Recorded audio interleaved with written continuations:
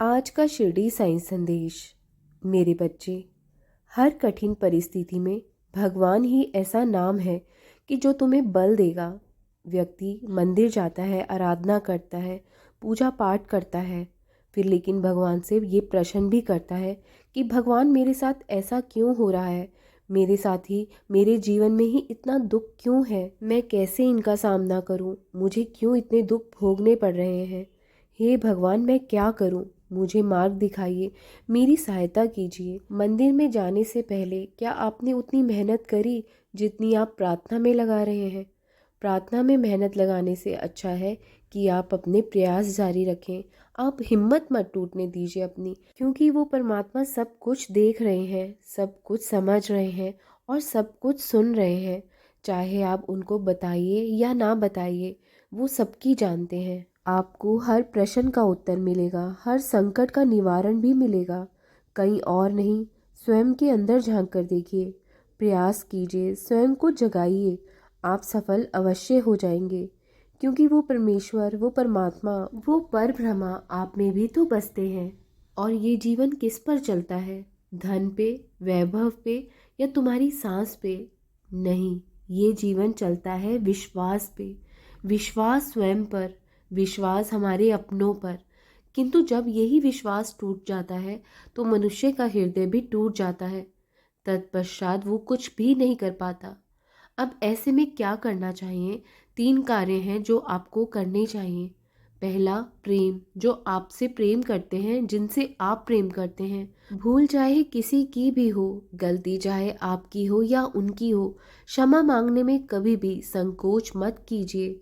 दूसरा है विश्वास। जो आपसे प्रेम करते हैं, प्यार करते हैं, आप पर विश्वास करते हैं, उनका विश्वास कभी भी मत तोड़ो। तीसरा है आस। जो आपसे प्रेम करते हैं, आप पर विश्वास करते हैं, उनकी आस आपसे जुड़ी हुई है, उनसे कभी भी कुछ मत छुपाइए, उनसे कभी भी झूठ मत बोलिए। ये 3 कार्य जीवन में अवश्य कीजिए और अपना जीवन प्रसन्न बना लीजिए, सुखी बना लीजिए। एक अकेली बूंद केवल बूंद कहलाती है, अन्य बूंदों से मिल जाए तो सागर कहलाती है। एक अकेला पन्ना पत्र कहलाता है, अन्य पत्रों से मिल जाए तो ग्रंथ कहलाता है। ऐसे ही एक अकेला धागा अन्य धागों से मिल जाए तो वस्त्र बन जाते हैं। इसी प्रकार अगर ईंटें सारी मिल जाएं तो एक महल बना सकते हैं। सैनिक एक साथ आए तो एक सेना भी बन सकती है। ये है शक्ति संगठन की, ये है शक्ति एकता की। कोई वनस्पति हो, कोई व्यक्ति हो, कोई भाव हो, यदि अकेला होगा तो क्षीण पड़ जाएगा, कमजोर पड़ जाएगा।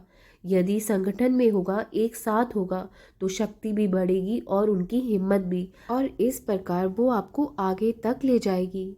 इसलिए एकता की शक्ति को पहचानिए।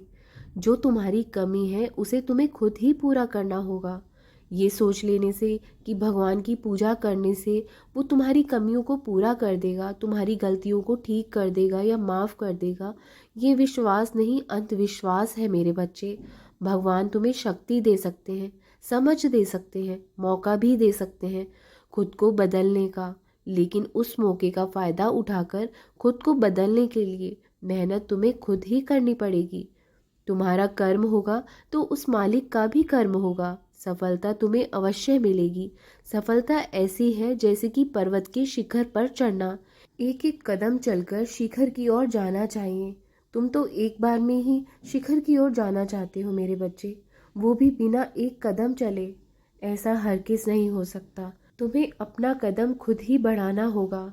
मैं साथ दूंगा हमेशा, मैं तुम्हें मार्गदर्शन भी कराऊंगा। जब तुम लोगों से उम्मीद के बजाय अपनी हिम्मत पर, अपने ऊपर विश्वास कर लोगे ना, तो तुम्हें सफलता अवश्य मिलेगी। अपना ख्याल रखो और अपनी मेहनत पर डटे रहो। मैं तुम्हारे साथ खड़ा हूँ। खुश रहो। राम कृष्ण हरि, राम कृष्ण हरि, राम कृष्ण हरि।